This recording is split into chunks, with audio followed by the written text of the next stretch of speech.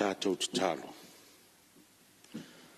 Ta maanga lo whai, le tua le tama, le tua le alo, le tua le ngangpa ia. Fia whaia e o mātou nganga le li ie, ina ua uru whale mai lau Palemene le ne yaso. Wa le whaatino ina o mātou tiute, ma o mātou whaiva ua e tutofi ia i mātou. Ai mua no mātou whaafta i atu i lau tau singa ia i mātou. Ma loua tunu o atoa ina ua mātou maua le ne yaso. Wa e foa i mai ia i mātou ina ua mavae malolonga o le pōngi sā le pō. Whaafta i le malosi ma le ola ua e tu ina mai le li ie. A mata mai, tai o le mātou atunu le au mamalo le malo ma le masiofo. Le sāno fo toru le li ie o sui o le fono o sui tōwhia. Whaamasino sili, ai maise le li ie le tai o le malo. Lau ka peneta ma i mātou uma o sui a whaipule na totofi mai. E whaatino o mātou tiute.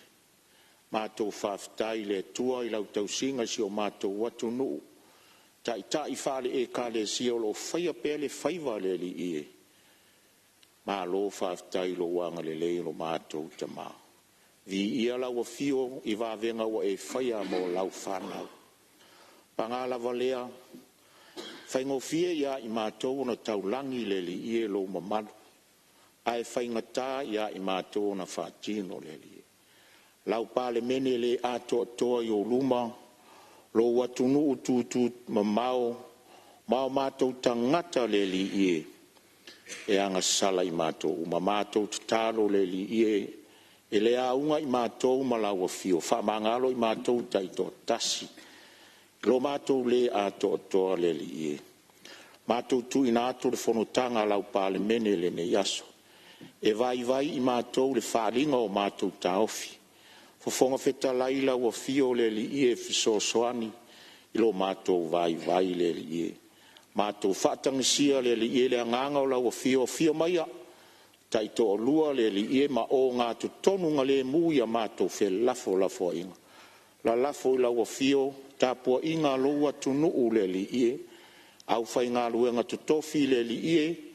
Ia e alo fangia. Whamanuia mai ia i mātou. Tu inatua mātou whanau. A o ina le li ia i whale a onga. Mātou te tālo i lawa fio whamanuia ia i lātou. So se sā moa le li ia o lo ati na ilo mātou atunu. Ilo mātou atunu. Ma so se sā moa i whafo atu le li ia. Mātou te manatua lo lātou wanga le lei mai lo mātou te mao a inga. Whamanuia ia i lātou. La mātou ngā ruenga wa amata la lafo i lawa fio. Ama ea. Ona mātou whapelea o mātou lava o auna lea o ngā. Fo i pēa le vi inga i lawa fio le li. Ono Jesu ke li solo mātou o li i mare whaola o mātou wō le atuai. Amen.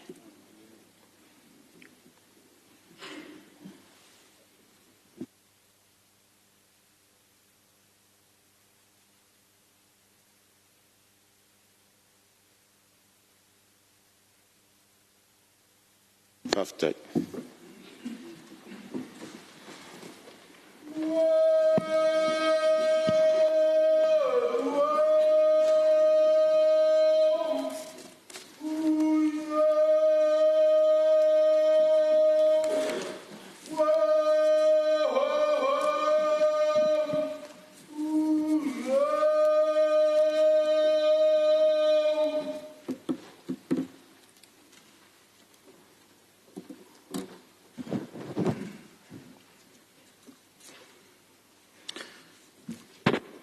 O te whasisilatu ua amatalia nei tau na manga al fono au whaitura fono. O te whatalofa ma whatulima alo i atu le nei tae au. Pa i al Palemene whapere tapua inga alo tātou maota. Le fio lau fionga i reri Palemia, lau fionga le sui Palemia, fionga i minsta o kapineta, whapea foia fionga i minsta langolango. Fiola o fionga e teitai o reitua ngai, na o fionga sui teitai, ma sui mamaru mo le nei Palemene. O te whatalofa foi le a fio mai o whaururunga o matanga luenga, whala putonga tu maoti o le tātou malo, Whamalo le usu. Manisi o mamado le atunu mawhai o na tātou mafuta whātasi le nei tai au. E ofo alofa mwhātalofa atu. Malo soifo manuia ma le langi e mama. Whaftaia pēr I le tua ilo nā alofa mwhai au na tātou lia mai le nei tai au māta ngō fie.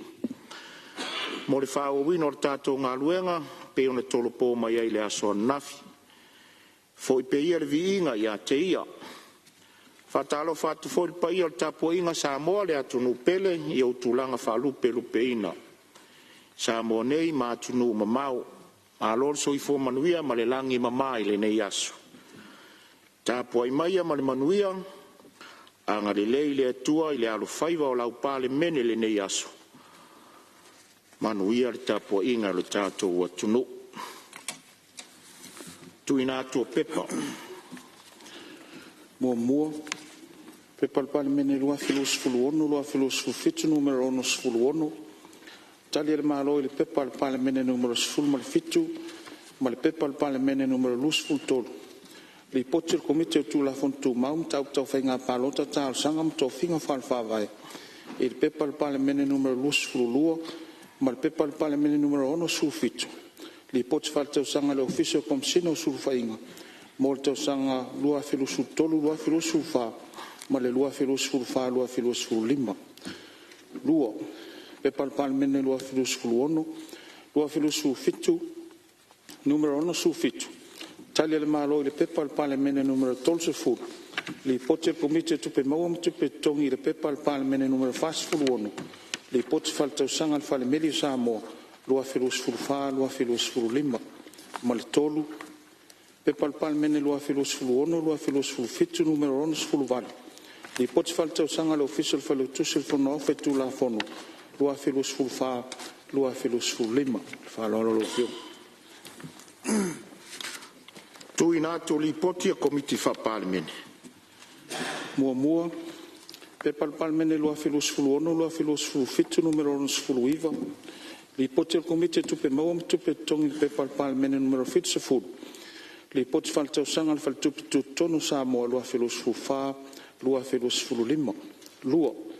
Pepa le Palemene lua filosofulu ono, lua filosofulu fitu numero fitu sefulu. Li poti al komiti o le vaenga tau vafe aloa I le pepa le Palemene numero ono sefulu ono.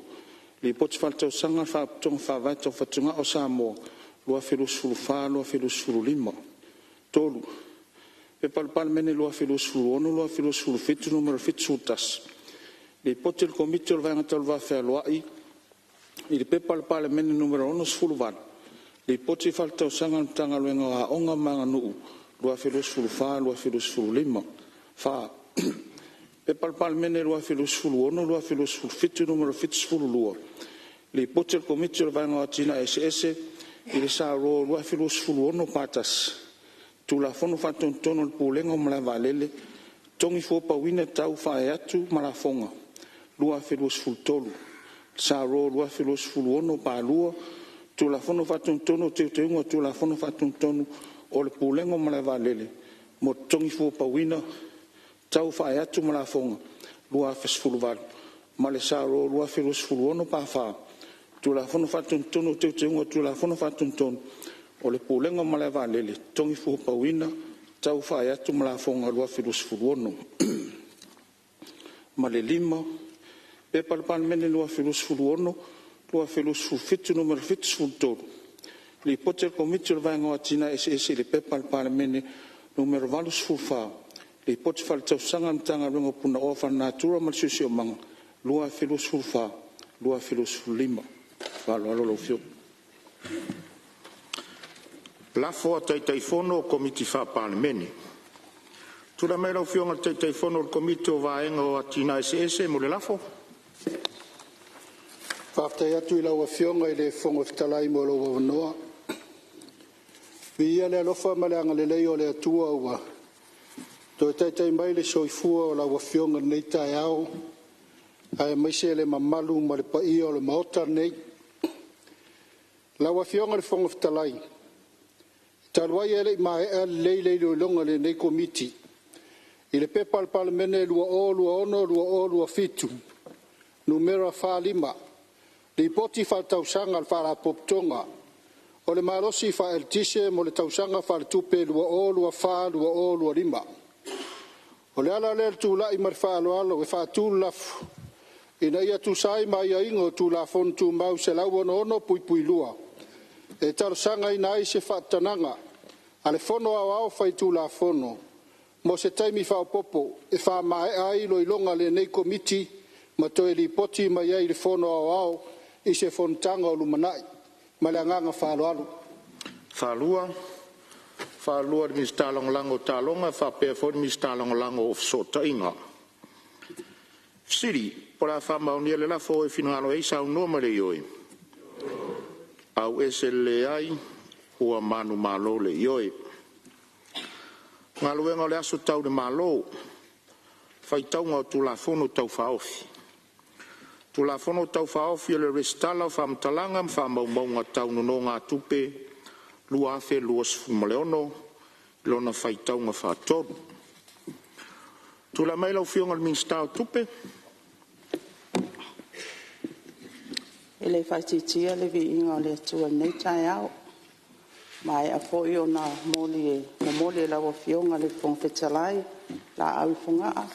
E nā tai alai nai le tātou Fonotaga nei aso. A wō tū lai mai whaaloalo lawa whionga i le whongwhetalai. E whātū le lafo. Ina ia whaitau ina nei le tū la fono tau whaofi. O le stala o whamatalanga, ma whamaumaunga tau no ngā tupe lua o lua ono. I lona whaitaunga whaatolo. Whalua le whionga le minsta o talonga, whapea fo le minsta o whatoanga ma le minsta o whamsnonga. Siri, pora whaitauina nei tula fono tau whaofi o le stala o whamtalanga, whamaumaunga tau no ngā tupe lua afe lua sfumaleono, I lona whaitaunga whātoru, o eu whinangalo e sau noa mai le ioi. Au ese le ai, ua manu malo le ioi. O stula fono e ai mo le whaawaina o so stala o whamtalanga, ma whamaumungu tau no ngā tupe le tino, o le a whaafoina le whaltupe tu tono sa mo. O te whasisilatu o mai au na whanga solo le tula fono tau whaofi o le restala o whamtalanga ma whamaumunga tau no ngā tupe lua afe lua sfumaleono le Palemene ua poto, ma ua whapea ona pāsia le mauta. Ngā luenga so ai, tula fono tau whaofi o teu ngor tula fono o whale tupe tonu o Samoa, lua afe lua sfumaleono whaitaunga whalua. Fe lafo inga whauau I lunga o whaitaunga whalua aso fono lona lua. E torpo taurumanga al fono au, whaitula fono le aso ananafi, ua mai asau norsus fono mo whale atatoru. Ia, le avanole nei mo sisi sui mamalu e fia sao noa tu solta tu la fono tau whaofi.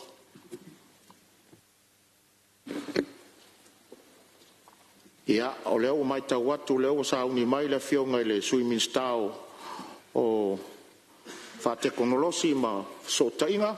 Ia, manuel saunoanga. Tai. Paftai lau fionga i. Paftalai mo le manoa mo salinga lua.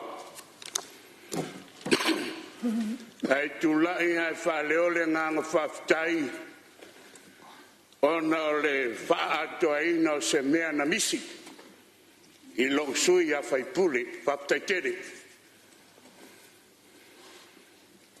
Ia malie la wafionga upu a mātou nuku. Ma mawhauwhaunga o mātou loto. Ia wae, oe o le papa ma le na titongi o laina I mātou. Amene. La wafionga du fonga fitalai. O le au le whalo ina le awhalo loa. I paia masa, ma mamalu, ma whainga o Samoa. Ua ta otoa au se alau. O paia le popo, o le pae le solo. Ai tawa ina o saua I le vā. La o whapeane. Tulonga le atua soifua. O le ona le malosi U malava. o le tufunga ma le mata isau, o le foafoanga o le langi ma le lalolangi. Le atua le tama, le atua le alu, ma le atua o le nganga paia. O le tama o le whawawau, o le alii o le file mu. Tulau ngā le tai au ma le aso. Te tai au manuia, tai au matangofie, tai au waula, te tātou tai au sātang mate, pe tua mania le so. Au le aso tātou mai tau. I le alofa whasafua au le tua. I le soifua mo le tātou wola. Wa usu ai le fono i tai au. Vi ia le tua. A le tua o malia pule o malia malo. Malo a fua i la o maua. Sa o fala le lei la pule o toto titele. O mato wopo mafisi. O mato sapaya fatua ele ele. O mato winu malie. I la pule fa soifua i le ngetai au. A le fesili, e a fua i se ale alofa o le tua. Se tata wamia wa tonu i lomba o le tua. A se tata wala wa sao maanto toa. De ai ono le atua e tumu i le alofa fua. E fa kele ngese loni toa sa. Ai fa mua lona alofa. Le alofa lea wa paia i ma wa mamalu tia faunoi. Le usuia le Fonotaga le malo Samoa. Lea wa tatou wala fai mai. I whanunga i tō whanga malu le po. Taritonu ale tauwhi. O le tausinga malu lea le atua. Wa afu ai un tatou feofo futai i ringei tai au fou. Tō matia le soifua i le awhionga i le au mamalu le malo. Balona masiofo. Taritonu fuai, ma walunga le soifua i sui o le fono o sui toi fua. Ma ola tau wharitua. Au pa ia le mauta. Tu ma walunga le soifua le tama parimia. O le motu ola na se ia mai le mumu sai o le afu. Pei o le pala wina o sione o sile o le taitai o le kalesia me tisi. O le lupe sa ia mai le fui lupe Samoa. Awa Samoa marinei vaitau. Tō matia ere soifua i lau whionga le whanga fitalai. O le moa vini moa ia Samoa. O lau whionga le whengainga. Tu mua mapule ma le waa o fonti. A se soifua lau le lei. I lua whionga. Lau whionga le sui parimia. Lau whionga le sui whanga fitalai. Tu matie le soifua manuia i la inga mista. Mista lango lango. Ai a se soifua lau le lei lana whionga i taitai o le tuangai. La wafionga o le toiru tai o le mauta. O le tamama tua o le mauta. Se soifua lau le lei la wafionga le sui taita. La wafionga le taita u whanua. La wafionga le tupufia. Sui mamalu o le tuangai. Ma walunga le soifua i la wafionga le safapito. Sui mamalu tuto atasi. O le mauta fono i te whaunei. E iai whare taritanunga. Wa mawalunga mau ina na masina. I le tapua inga ma le tau whare mau. I tai o e ka le sia fia o Samoa. Ma feoi o le tua. E iai whare taritanunga. O lo tu matia le tapua inga i Samoa i ona au te tele. Se ia o fo i e tatou whanau.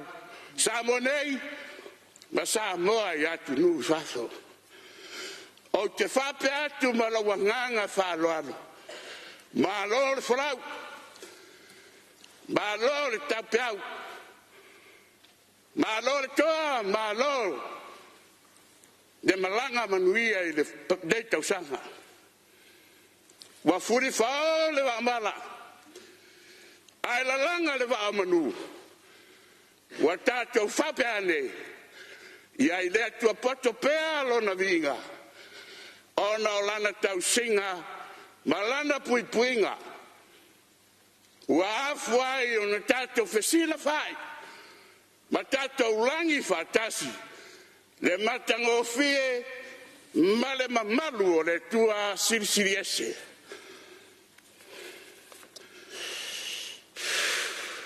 laua fioga le fogofitalai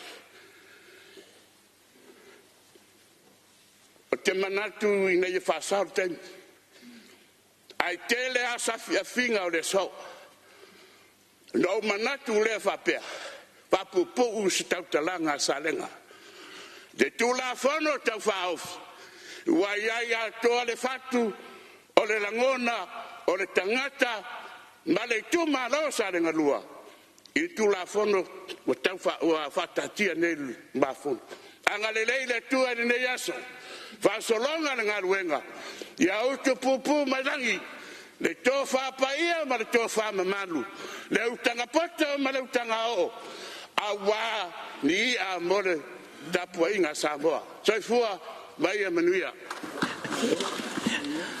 malo saunoa le to'oto'omua o lenei taeao ia manatu o lea ua tuli a la va'apupuu mai lou finagalo fa'amālo lo fa'afofoga lou tumālo mālo fa'afetai ia o lo'o maua lava sisi avanoa ia o lea maitau atu ia vi'ia le ali'i o lea o tatou toe fatasi ma le sui o sagaga fā ua taulu ia ua alofagia e le atua le sailili matagi atu nui fafo ia saunoa ia e tusa o le tatou tulafono tau fāofi ia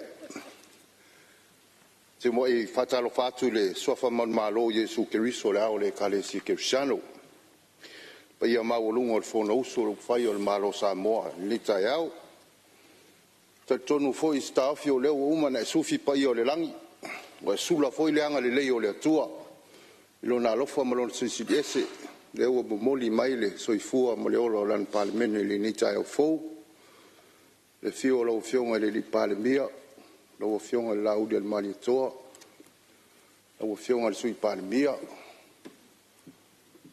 malu fio fionga le mista lango ia malinai tuole le malu le paia o le faiga malo o le faatuatua i le atua sa mo tasi ia fio foi lau fioga le failautusi o le fono ma lau sui failautusi paia o le ofisa fio lau fioga le lisatini o le mota faatalofa atu le ni taeao ia mai lenei tu o le malu le fio lau fioga le taitaʻi o le tuagai lau fioga le sui taitaʻi ma malu o sui o sofonouma malu foi le fioga le sa fapito ia mai se foi le sui mamalo foi pule tuto atasi o le motofono Samoa fatalofa atu foi le pa ia o faululunga o matagaluega le malo ma faapitoga tumaoti tatou mafute le nitaeao i le alofa ma le aga lelei o le atua ia le atua o tatou filoai faafetai foi i lana tausiga ua toe faafuisia le malosi e uia ina leʻi atoatoa foi le tulaga ia te tonu ao tou tatalo ma talosaga molia i le atua ia lea ua tatou toe feloaʻi ai i le manuia ma lona alofa ae ai le tautonuga o le a lagotonu foʻi se manatu e tusa o tulafono e pei ona talanoina le mota atonu o lea ua laulau saʻa foʻi finagalo o lenei tu tamataʻitaʻi ia mai se foʻi nisi o sui mamalu le aso anafi e tusa o tulafono ua e ai foi le lagona o sagaga fā lae tapuaʻi mai se o matou tumālō fie faaleo sina o matou sao laʻitiiti a o se tualalo foʻi lau afioga i le minista ma lou auvaa e auā le faamoemoe o Samoa lana tala ia na i tulafono o talonoaina nei mai lea so matou manatu Ia tono lewa tau whaafonga i le ano liu o tula fono e pe on tau folasia na on nai vaenga o le tua lalo fo ia le so mato whatau vaa. O atunga lunga o lo sui ono le tiltilo lava fo i male to to al nei vai tau le tele o tūlanga fo i o meio o cryptocurrency o tūlanga o scams i meo tupe o lo tātou wa ai lunga o penga te whailangi le whaingo fie o na fia o tātou tangata. We are very vulnerable i koe ngā soli ngā tūla whono whape nei meo o tupe tau whaasesei ma meo tupe parapala tau tala mal whaalo alo i le tele o nei tangata ua fia i nei tua inga o soli ngā tūla whono e peo na iai te mana tua pe amale tolu tau sanga taluai sa o lo whanga ioisina tamai business e tau se tamaiti. Ai alwatu se tase o uso a fo e ua wa fia i tūlanga o me whee o mo pyramids o mo scam mo money laundry. E mana o mia le pei o sana tupe wal e mana o mia whai o sana aita lafu e pei e se vaenga o se tupe na te maua i se tupe te le sili atu pe amale miliona mon tupe na te maua pe a pei le vaenga tupe lea na matana noa e whamai e whaisi te leo lo na manaonga o whamalu lui le uso o te iloanga o talia le mele te tala noa mai ai o le lea nganga ngau ta mafutanga ai lunga kakoe tato e fia maasani a sa tala noa mai le malona mauti noa uso a whai le me leo te whai atu e whaapopoina te leo lau pisinisi ma le manuia e te leto e pole. Ia ua lelei. Sa u fisosoani e na o sina vaenga. Ia e le mawhai o na au sia tūlanga o lo e manau mia. Ai na o sina vaenga o la au fisosoani a whaapea e manuia. Ia o tūlanga mea maasan. Ua tolu vai aso o alu le uso. Fo i mai. O te tolo mai tuli ma le nganga ua tumul mawalala. Ua matua wha le tonu le mea ua o iai. E toa 5 tangata ua a fia. I le mea na manao ai. A o le taimina tu e maua e le tupe. Ua matua to e fiu e so tai tangata i e so tai lunga o mea i o mani lontri. Ia o nei vaenga ia. Na le paua leo la leo so matou sui e tu atu i la ua fionga le minsta o tal tonu. O le ano liu o tu la fono ma le mafaufaunga tua ia manuia sa moa. A o nei vaenga ia o money laundering ma meo scams.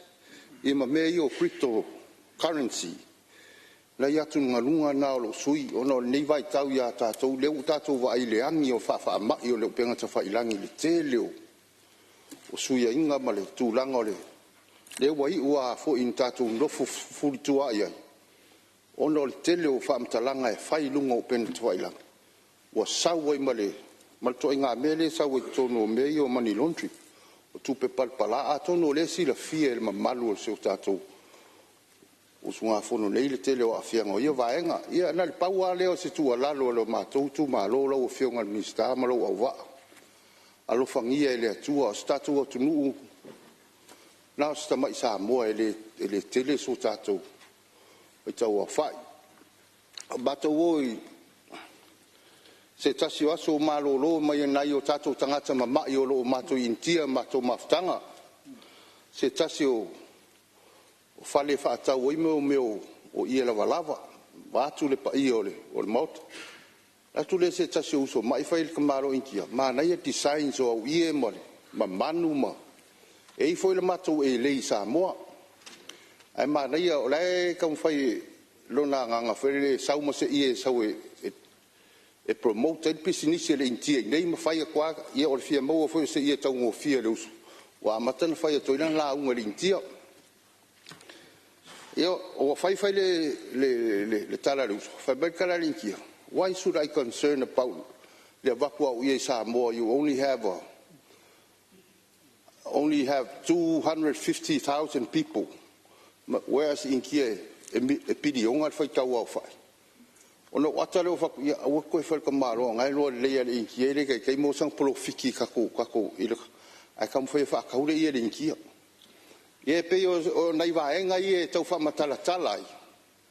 le tūlanga o awhianga foi o so tātou atunu to e titi ma le whātau wa le tūlanga o me whapenei le onga onga o sori ngā tūla whongo e whai lunga o penga ta whailangi le tele vave o le atamai ma le tele vave foi o sori ngā tūla whono o lo whapenao na whao ngā i lunga o le o tupenga ta whailangi ia pauleo se mātou tua lalo la wa whionga le mista le malawa whionga le taitai o le malo ai tali tonu lo mātou ta ofi o le whautanga ngai nā malo au wa lava le sao sa moa ia mo le anga i luma i tātou fōlaunga le nei vai tau ia o te le inofo i lalo la wa whionga le mista o te mna foi e wha le nei ava no wha aulo wai au mai se wha leo le anganga o le whaftai la wa whionga le li Palemene ia malau ka peneta la wa whionga le mista so i fua maloloina ia malau wa whionga le whongfitalai o te iloa ana le tafal tō wha le whautanga mareuta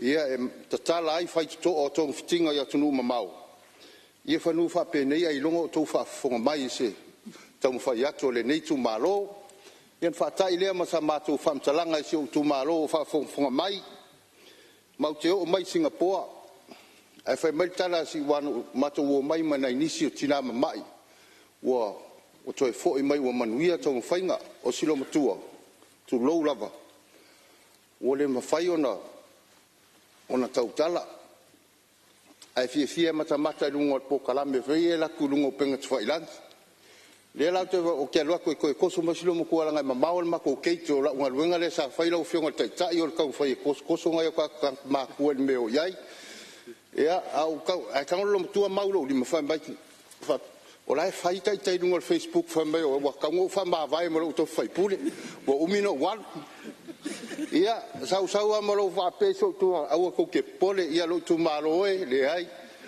o le e malo si tu foi pule le vai ta wa ki le no malo si foi pule mele o foi mai ai ia fa tai la tu ta po inga le la mua i malua la o fionga le pule mal malo la inga fa ya onga ya wa oma fa tu fa tai le no fotalo la tonu lava sa o tu le mana o tu tal sanga o fata o tolia fo ia tunu e mamau e mai se foi le maftanga na yo tatu tangata lo auto va atu mol sailinga matangi ia fatai fo le tuangai lo fionga le taitai e mai se sui taitai ma sui malu umol tatu vaenga lo fionga sa fa pito ia ma sui malu umo tuto atati o tatu Palemene ia atonu sa tau nei talo mol nei sui ia lai si la fanga fonga o le atua i lo tu ngalo io so matou leo ma le nganga fa alo alo fangia le tua lo fionga le taitai o le malo ia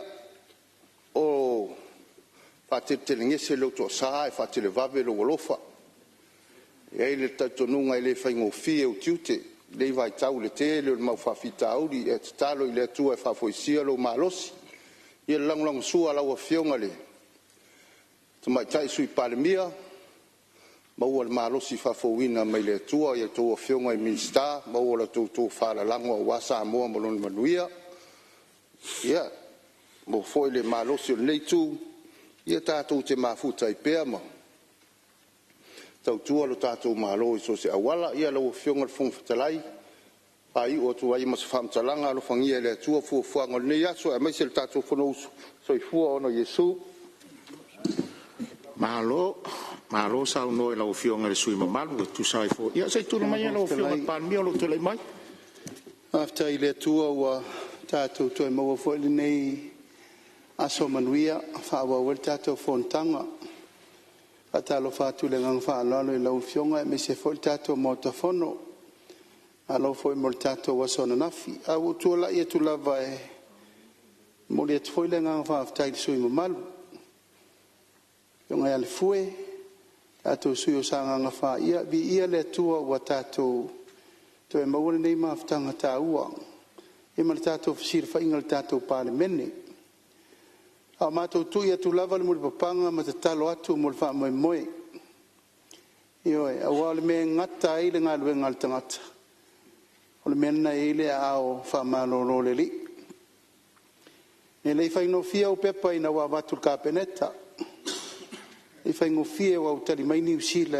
le se tali Apena foi na feto I mai e intia. Ai sa ta lia ma tali tonu. O le tua fai va venga. Le wa yele ta ya ne le o tatou, le o kapeneta fo I po le Palemene po tatou. Fa ftai le tua to foi lo manosi. Ma lo foi lo un sai, ia o te popole lungo penga te fai, langi fa penar so I fuanga le tatou iai. Ai fa ftai le tua tatou felo, ai ta ua lo fina ngalo, le na fai lo nei.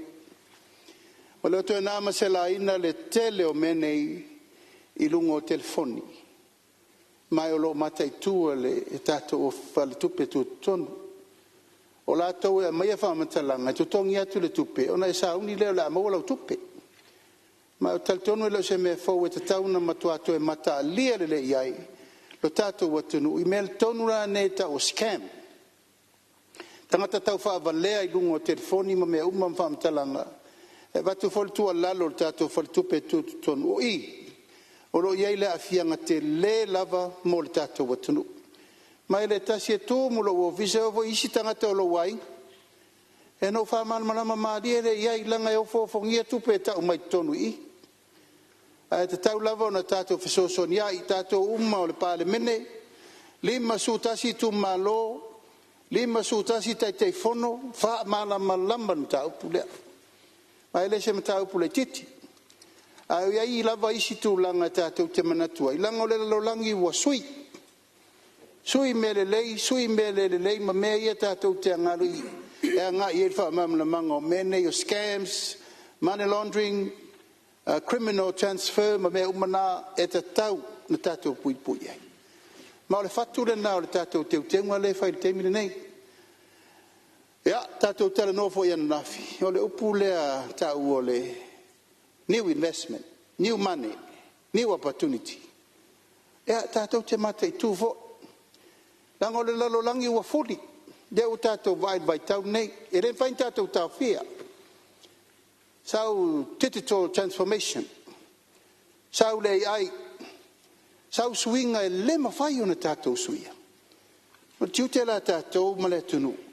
Tatou fetu nai a ia fai puinga o tu la fono e pui ai tatou. But te le tatou left out. We shouldn't be left out. Tau wan tatou vava ia tatou sui a ia sui me mauti noa e pui ai Samoa. Lea la e mafua tu la fono nei o le puinga ina ia malu le tatou faltupe tu tonu. Ai tu la ia e whata ua lo fina ngalo. Langa lai whafonga mai lea tunu ua mausa le melea. O mausa le melea whape la fo atu tupe. Lai matua la vea I lava nisi. Au nisi o tangata.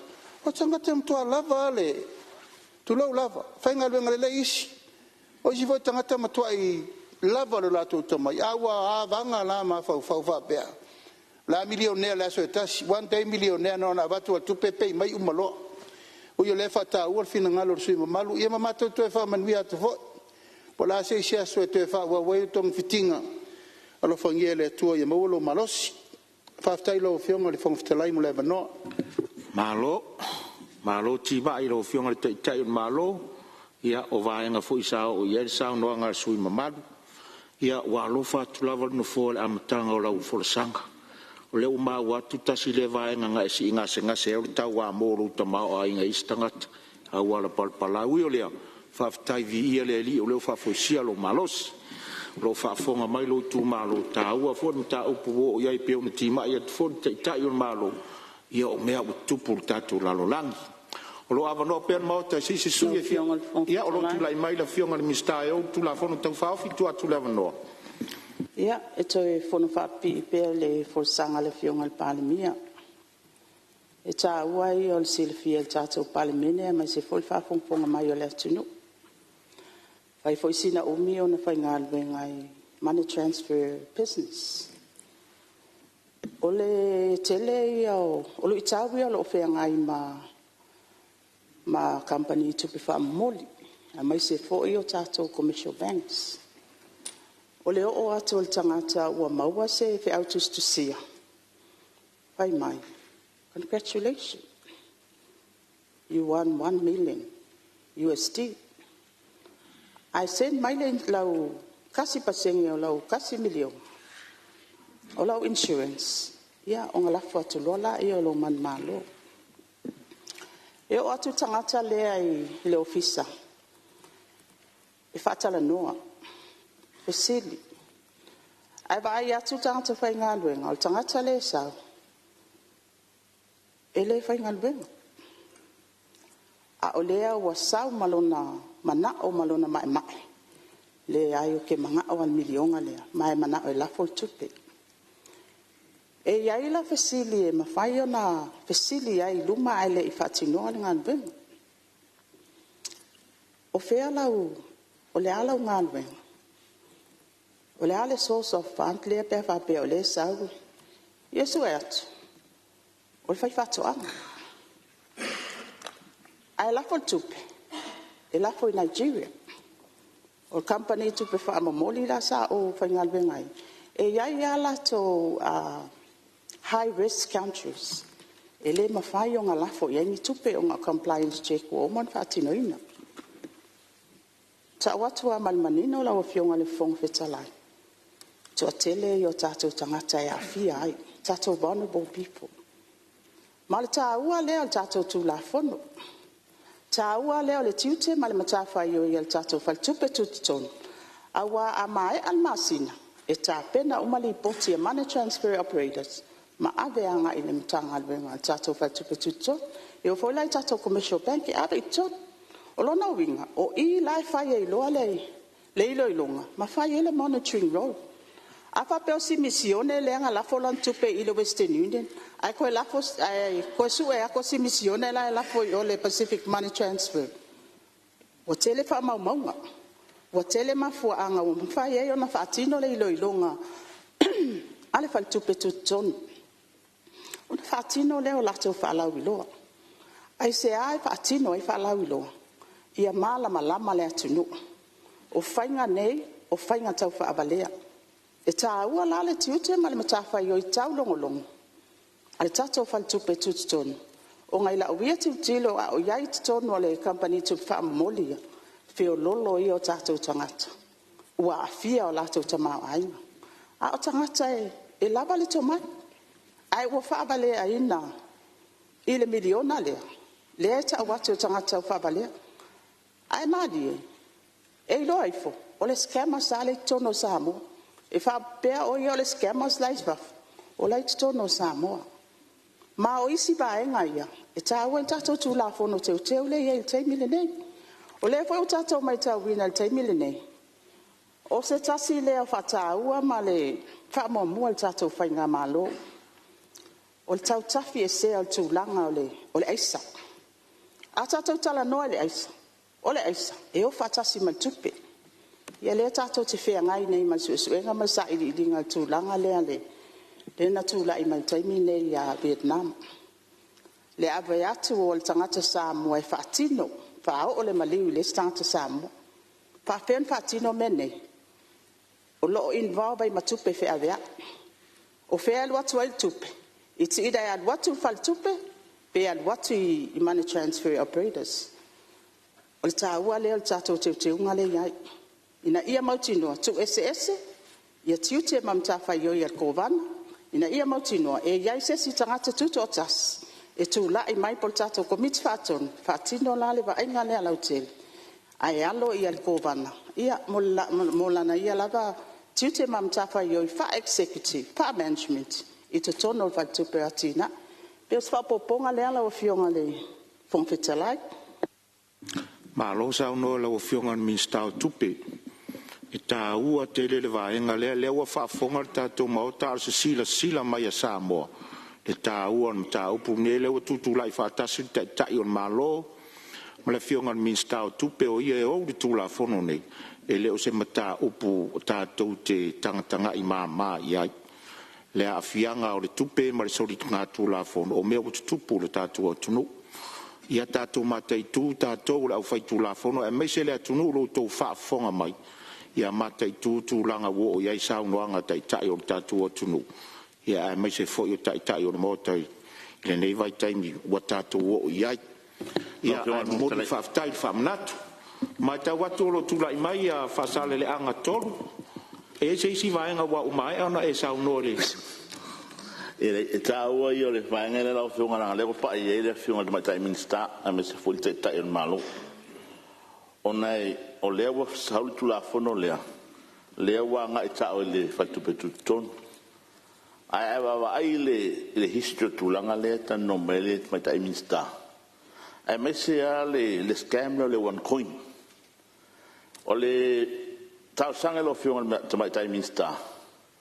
Pen fanya va ai langa ole mafu anga mafu inga fatupla ia le spread o le scam dia ona o le scam dia maka mai kongo pa carrier so Europa sa wala ia langa va na spread ona wa nga ia tui fala putonga ai mesi e kare sia lotu a mata mai ore tai on pena ona il terminei ai alu ne mata la lore Fai se ai tu pena o su e lava le fine le ana a matale mele alanga na matua fa ina tanga tsamo e o tanga to matonu matu tu malo matua fa ina o fai lo ma meia ono matua fa se ina lava ile porcalamele le one coin in particular ia na fa Maria Fenore sui ne tu atu le vandona e la nga fa lua le a le e fa fonga o le matua ta pena le ia le tanga luengo tupi la su estanga te matua yaile to mai fa to tu sol for sanga mista tilo mai vaenga e li o fo tu langa le ta o e kalisia ta to te li o fo le lava enga la to le a fo le kalisia ia ai mai se fo nga ruenga fa fe ta to te li o a tu mai lo fa tu tuanga le o fo la manino le fionga le mista vaenga uma ia tapu ia fa le tonu ta to ia ia e tu le vano si su e fia sa no tu sa tu la fon tu ma a tau fauf ia le tu le mai su sa fata lua tu le vano la fionga sa no tu sa tu la fon tau fauf mo ia na fata lo fa tu lo want to le va tampo lo fionga fon talai o le o mai ana sula mo moli la ufunga o mo foi na e pai ul fanua tu pua mala ai tu tofi o le tapu inga le tantu atunu ai mai se fale por fua il pai telo le mountain nei le fio la mo fionga le foi e fio le fionga le li palmi le sunga lauli le mani toa fio le fionga sui palmi le fionga ya mulpola pai e tele e Minsta cabinet a fio foi a fionga Minsta lango o le mountain nei le foi papa ao le fionga il teitai o le tuangai sunga le tula pola lo le malitoa e foi la fionga il sui teitai lo talenga la wofo la mua tu ya tua e foi fio atu la fionga safapito ma fai pule tuto tas ia male malu na tu o vai ole pai lava le fio la malu le malo la nta po inga me masiof fio fono sui to fio malanto masiof ale le foi ta po in fa mai lolo la fio nga di fam sin sili mali im te mai tai fam sno maulunga fam sno fai tu malo a mai se le fio il fio al prestene mal sui prestene mali in te mai tai o le fam sno of num swafa poi la vale la fio la in salvi fatta fai taulanga fia lo la tu ta po io ta tu fai ia poi la tu no itama mainga o ai foi mo la tu tama pulem tu mo tu au mala tawa ingal tai ma le va fonti tenan foi la fio i ma po mal fa sua ya sua mal vai fa no fo mo tu lang i tu au mala tawa sa ole mal la ni sa lua ma se foi le su la una tas fio fa tu i ma va to ia o pa ia vale fa nga malo tu le menua fio ngal kovana ma ten kovana fio foi la fio ngal presidente o senate ma mount maulunga fio ngal fontalai ma mount sui fa tu lo wat awa tu la ia lava mal fa lo e tau fa leo me tau fa ngana smanatu au stau fi il nei tu la Fonotaga ua folasia I luma le maota. E pea le manu lau tila ma lau tu leo te tilo I fautalaina le nei tu la fono o whape mai. O le tau whainga I pulenga le lei I tonu o le tātou whaltupe tu tonu. Ma tal tonu o stulanga sili leo ne taua. Ina whain sila toa iai na malo. Ina whain man pui puia. To e sila I teu teunga. I lava singa o tulanga o tupe whea vea I peo na ienei.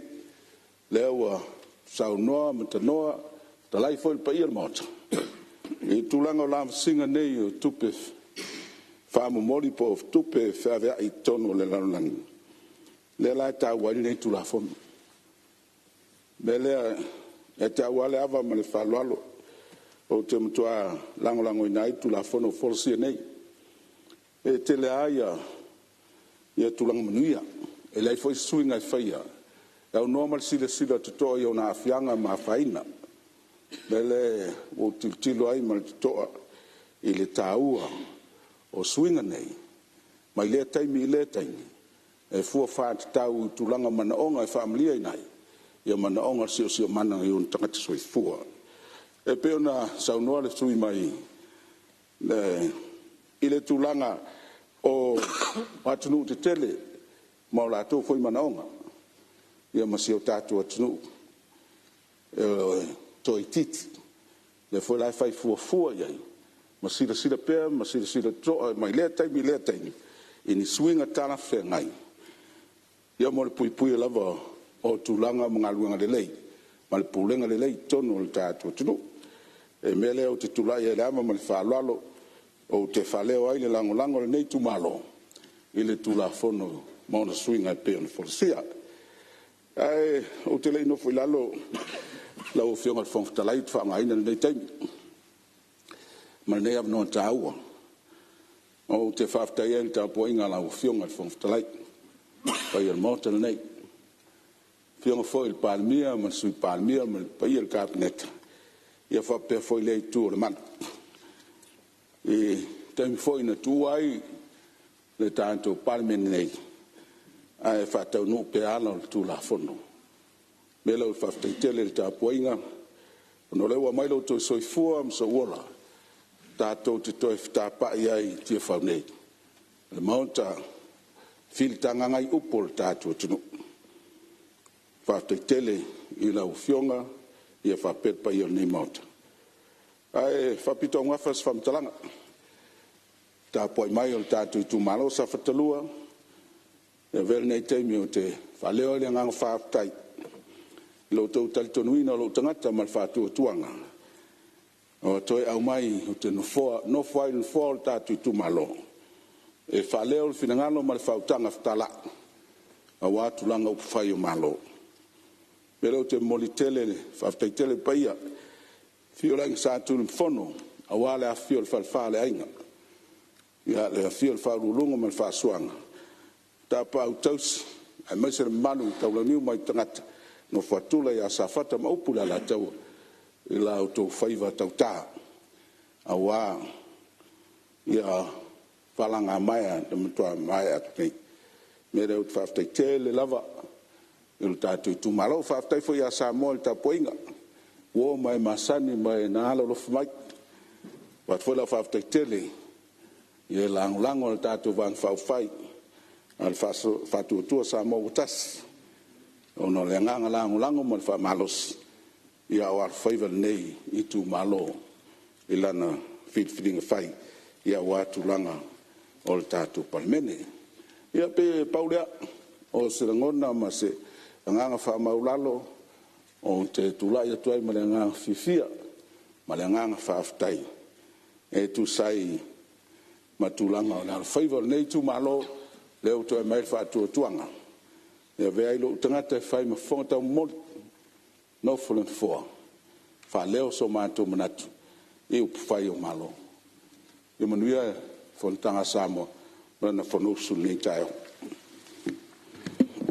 fa malo sa no fionga su malo sa fata ia lau sa no nga mua voilea ina ua suia le ala vai le tur maut ia te fio ai tau avere no fo le tu malo ia wai pai foi le tu malo tu salfa to fala inga male filinga le tu malo fa malo fa tai lo fa fonga le tu malo e mai se foi pai o tatu tu no lo fa fonga mai malo fa tai la tu pele ma noi si sui fi sa no ia malia mai le suyo vai ma fa se tu atu le suyo fale ata lua malenga fa lo tu le mai lo fionga ni fo tsalai o fale ata tas o ia fale ata tas sorry mo no fa malulu tu la vai suis fono no mave no tu la ia ia ono le o mana o la fa no ile fionga ile fo tsalai o no stu tu ngia le malfia ia ono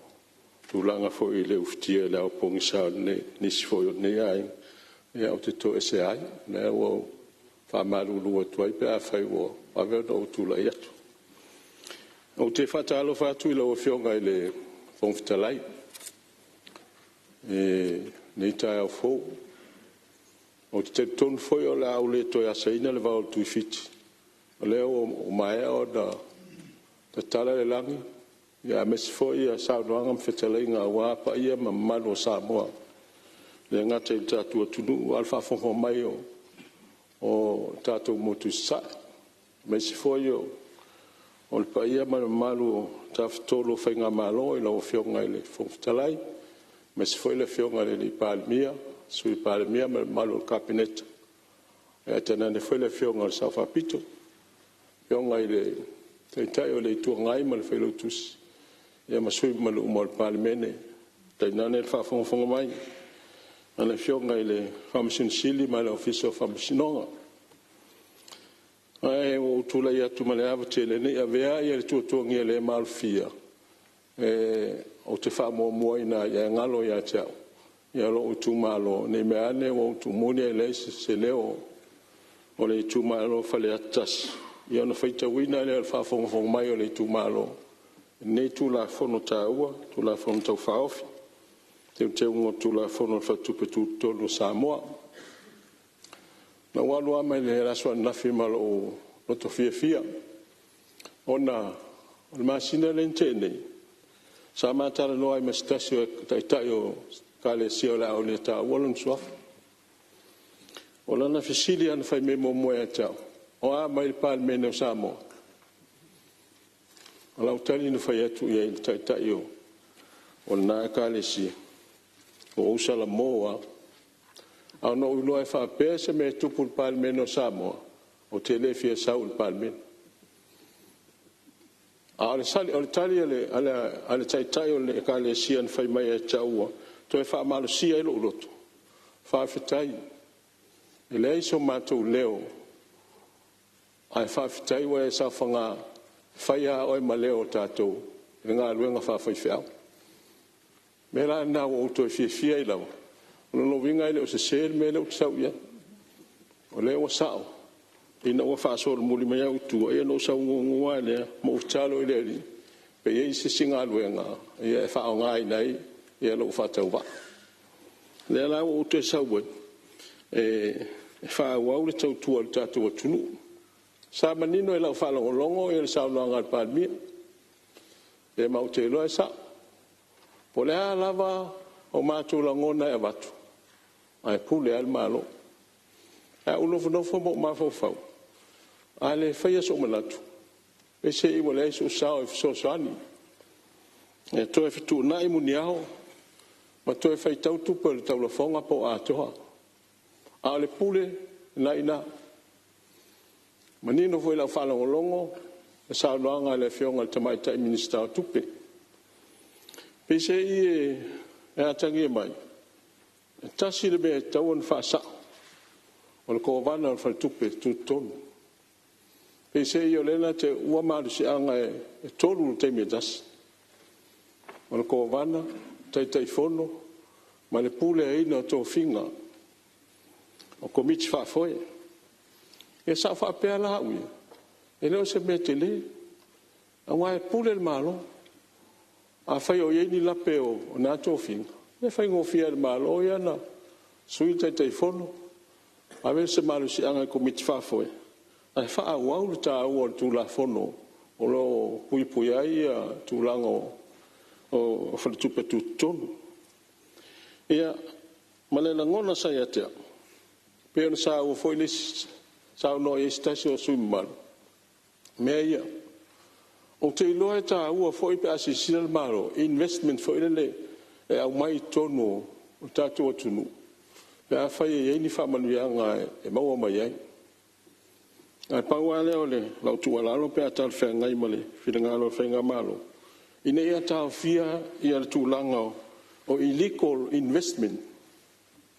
E whaawhi mai tonu tātou. E a whaina le tātou o tunu. O leo te iloa o iei ia illegal investment leo i tonu i. Tai pera me ia sa sauno e whaile mai tai sui Palemene. E lau o tō sina i o tātou tangata. Pa vea maa wala whātupu mala. Whātupu mala e tūlanga o le whamoe moe. A o le tūlanga o le tūlafono teu tūlafono whaltupe tūtonu. O nā ina al whainga malo. O le mātou ia ngā ruenga o le tūalalo. E moni a whape sa e anu tātou vaama tātou whaile tonu tuai. Ia anai a te o tau le. Nā e fo ina o tātou sa. A o le tūlanga e tau na tātou mātai tū. O tātou tū whātasi. I ta whapea taita. Le a whai neso ta manatu. Ia, o nā se tai tawhe ea tawhe te whea ine. Le maa loso le au o le matanga. Ma le au o le sana. Wa ana ona tua ina. Ia ana ina le polis. A tonu e eisi teimi tau te sila fia ai. E eisi a o ngā le mātou tua lalo. Ia pele a o ngā fo. O le tūlanga o le tūlanga o tūrai mai. E se foi lo fia la sua nafi pe fa lo wa. Ona, o le tala le atangata foi me ia tea. Ai le usual fa le fono al Palemene. Ai nei o le atau i Michel fono al Palemene. Ale utato mai la sua nafi. E se le matangofi. O le winga al matangofi. O le ava tu o mai. O mane, le ai a se mena ngase. Langa o awe ui na whapea o te lei ta wofi meile. A sau fia i lo o langa talvou. O te whaalongo longo mai nei fono al Palemene. E maua ino whale a onga. O te ilo ain isi mea tau. A e lean sau nola o fionga al Palemene. O i e whai upole. Mera lea. O a mātou whamatalanga ma o mātou manatu. O le whai atu tonu i. E ana fua mai le ina e se fua e fua. Ai o fionga le fongfitalai ma le o fionga le Palemene ma le whainga malo. E fia matu ala o whaftai le soa nafi. Ara no whaftai. O le fionga ia te peato. O no le whainga whiriwhiringa. Sautara no isi minstai na uma o no tu atu. Whaftai i o tōlango langa o fina ngalo le Palemene. Ano wa tofi le tau teia foi o leva na tonu le Palemene. E matu ela o whaftai. Langa o le fionga le minsta. O sia uo. Pe no fo mai na uno fatu nei. E whai a upa Palemene. Ia atu uo fo. Ino ratu le mata no mastoini. O te teli tonu a uia. E nu ngā ma lalo. E matua le o. Upa fo ele nu nei male tu malone. E te tele a pe senga. E matua le o. Aisia. E whai a pe se tangata i me manao i e. Ai a umane. Tātou o fia. O tūlanga o le tūlafono o tuina mai. Ia, mana saunoanga foi lau fionga ni Palemene, pei foi o mea i o social media. Ia, o nai nā. Wau foku whaftai ai na o tawai atulo wata le sa poe mai male fionga i alfu o lewa nā. E leo iloa tangata le mea na uaro te tare loa i ai. O te wha maa whanawhana i ai, mo wha maa losi i ai. A maa hea al Palemene, whaftai le maa lo. Na oto e mauara o wanoa. Te toalo e whailau tong fiti. A o te ena polo tu te loto. E o whao ngā mai whaitanga, te lo wata. E no whaatu le seo whanau. A wala pole. O maasani mea nao mea ona. Inu le mea ona. E sau le si mea ona. Pei o le mea suomalie. E lea whainga nā mea. E lea se mea whaina. E au mea siri. O pua e so wata i nei. e tala no e tangata le fia a me me le mena me lana o te famalo sia tu foi le il tato ya tunu nei a fai o to fita to ele tunu e na sa o to nei e a tato te lo foi lumlai po ai to fi mai le tu langole o te ingol malo a tato ngalu fatas mau pe ana fa pe e sa o me fa maneta ina ia mawhai o na whai e se me whamaneta. Tātou te whaangalo ia mea. A tātou o lumana. A tātou o e le whamasinonga e whai mai le whamasinonga le tonu tātou. A tātou tai o le tunu. Whai a tātou le tonu tātou. Se o mea aia o tua nai tai au. O mai fo i neo fau leso. E le whaamata fau loso u leo. A o te whaftai la o fionga i le whongftalai. Ina wea tu mai e lava noa. Ia, e mwhai e no to se pe a fail malo longa e no nis fo tu ngele mal fia e ai wai ola upule sa fail foi mali ol matunu e le tele o tau sangal me ta o tangata a le tele o na nga e dei foi se nga te le tau sanga e le se me o fail a le tele o nga o tangata e fatino ele ainga ma le nu ma le tu malo ma sa moa o tangata pitu sili na nga e le o mai le oti ala tere me na nga sa ta tu fai o la tu talo e alo fale tu el famo mo el Palemene e le ese dei ta tu watas alo fangia le tu alo fionga le la fionga le fongftala el mota e au pusa fai e tu la o sola alo fionga e o fenga ngai e te fa pale mai foi tu mai la vono ya matou ia la ofionga fa manuia le tu la ofionga le fongftalai ma su fongftalai fa manuia le tu la ofionga le Palemene ia es le sa no mai le fionga le fai pule le o to ai tau no mai fa te ngese lo to ta ai fa te le wolof fa te va me lo wolof au te fai e la va on sa la ngol vala wina o Solomona fai me tu potavit na fesidi ele tu a Solomona le alme te mana o te fai ale tala Solomona o te fia manao e te foa e mai le poto ia o lono tai le malo ma tai le tunu la alfa talenga le tu o ele tangi mai se le malo si male o ma te ma ai manisi mea a o tangi mai le poto e tai le malo o lea o te vatu ia te o le poto ma o vatu ia te o nisi mea e te manao ai len sa no le te o sa ninga le so nafi fa mo le tua lua tangata tolu tatou ia o te le fa ia tu po ina fa mo e ala a tau nei alo fangia le tua la o fionga le Palemene ma su Palemene le malu kapeneta le fionga sa fa pitu le fionga tai le tua ngai ma su tai ma le malu Palemene fa ulunga mtanga luenga e fa manuia le i lo tu tua to vai a mes foi lo fionga fa lo tu si male official fono fa manuia le tua fa mangalo mai foi pe fai e se fa le ton manuia tatu fono nei ai ngalaso malo sa no e lo fionga su malo lo tu la mai la fionga le tai malo la tu la no malo tu sa no i lo fionga le fai pule e le to so dia foi va sanga la o sam fa ngai le vela o fionga tu fia ia pola sunga vol fa fenga nga taulang la ia tu lava ina ia fa manino pe tu langa nei te wa tu ngalu se si sia upun fa yana nafi o inei o lo mafuli ia ile no mela o firfiringa sa mo la le lo fa yatu aele o tu ia tamala tu alalo o lo talia malanga fa lo tu alalo ummo le nai tu le vai ale tatou te whasoa mo tatou tala noa fia. E paua i o i tū lau fionga peo nei sao noa. O le nofo file mu o le tatou mota. O le tū la fono leo mamoli mai ele malo. E le fai ele malo se me tasi. E tatou te wha le tonu mai. O le tau tinonga le na.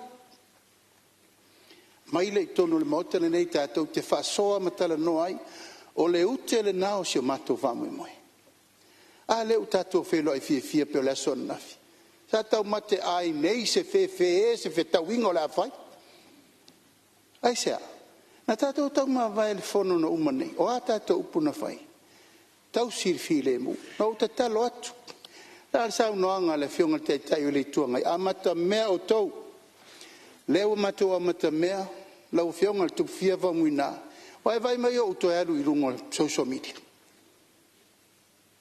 Wai toi sila o toi iaisa o upu e tasi wa toi whai I whawha atu le mota. Le aise upu. Aise a matou a mata mea le tau singa le file mu le tātou mota. Hoi nei le tātou malaya mai e so ai le pule ma tātou taranoa. Ala le mele tupu lau whionga le tupu fia. Ao, po, e leo tau sila ai. Toi o mai lava le teimi o leo tātou toi fono, ala me le fai. O whela tali el malo, he tali le tūla fono. Pe a wha peo le ala lava la lea, e le longo sa ia le nai tū. Se so ia tō te o I rungo le midi, ai o mai tātou tara noa I. Ai tā ua I la lo fina ngalo le tai au le nei. O I, e whai ai tonu o le atunu, ala me lai whai wafa. Nā o le wha bebe singa o le atunu. Nā o le wha e se sengo fina ngalo malangona o le atunu. Al matou foi le tau le maulanga le wala nga men mata up. E tātou te le mana mia ni me wha maneta. E whai el me lea. O lo I nei le tō wha. Tātou te file muai. Ma e tasi ale perenisi al file mu. Nau le tua nai te sir fia. O le matou ta talo fo le na. Se o le utene na o matou manatu malangona. Wa lava ia lea.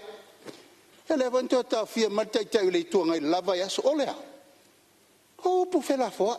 E leo manao se si e whaina mea. E o whionga tu fia. Ai o le tau singa o le tātou file mu. O ai e file mu o isa mo tātou. Ia la whai e lai whea.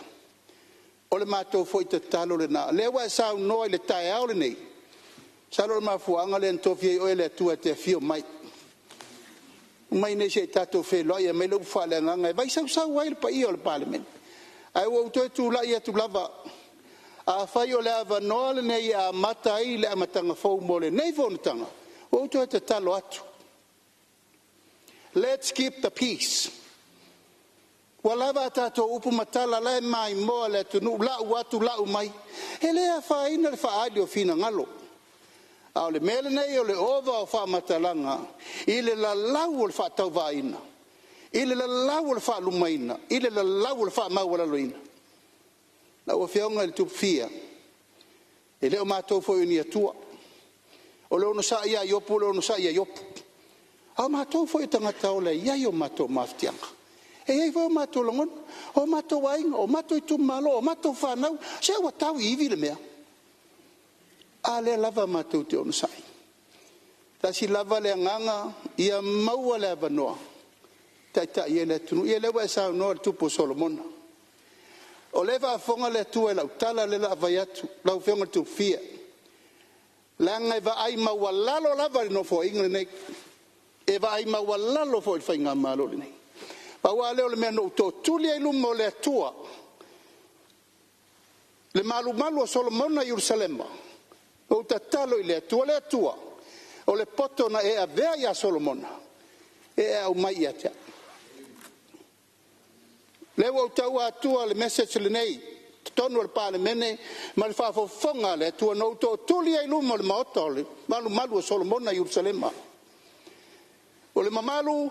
Ma le tau aloa, ma le tamao ainga, ma le poto na eve ia Solomon. Ie mai lu whatawa. Lau whianga tu fia, lewa e sila. Na whai mena, I le I taita I eiso mawhau. O te sau le maota le nei ma vea o ma taita I le malo. Ala le tari lewa mai. E whao ngā mātou tama vale, e taita I le tunu. Ale te vai, e lau ale valea ia souma. Lau le vai, ma le whatau vao le tu malo, ma le malo, e le iloni mea. Ele ia onga lenki keri. Ala me alofa le tu lo mai. Fa nga o matu fa tau va tausi le tu. La la o sunga fa venga nga fa wa sa no il tai au nei.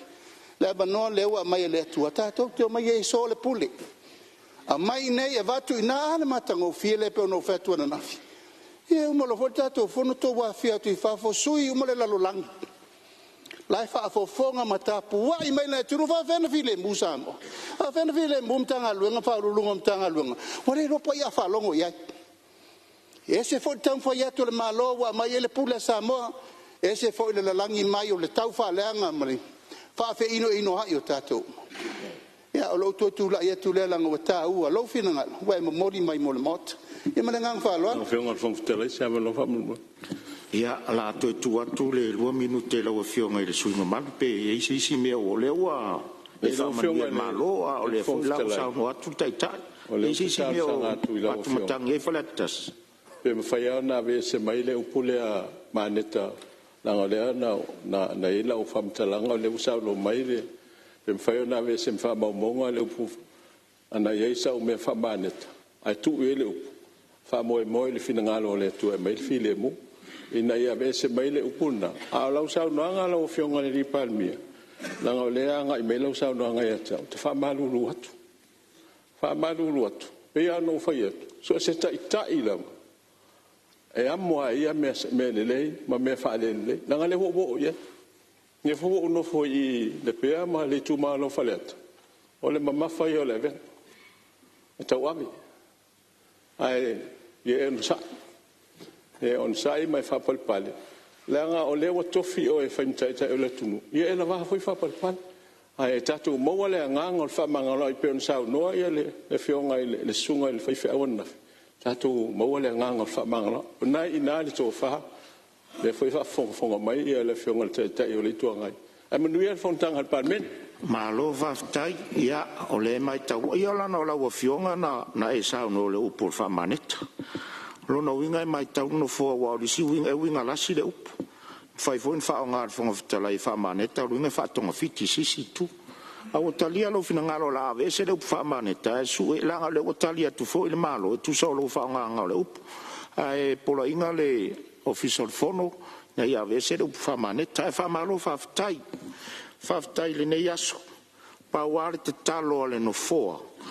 Ia malo sa no lo fionga su fa le to le nga le voi mai tau atu le nganga nai tu o le mota sui fono lo ngai al fainga malo ia o le mai o fautuanga ia nga mo le tatou anga I luma talo an fo la tou a one ia inga tau fta ia inga fo a fo ia ne piau le lia ia mani piau la sia tatou maftanga ia tatou tau si file mo le li ai malo fa fta I lo tou finangalo fa li tu sal tatou tu la mana tu ale no foa ia o tatou se ai tu atu martal no inga tatou tu la fono ai nga fo ia wanga le anga I luma de solo inga o tatou Palemene ma le anga I luma tau singa o le filemu taluai o tatou o maritami masani tatou malolonga o te fasi silato la fatatia ese nga luenga al fono au fai tu la fono o lana malolonga masani o taiau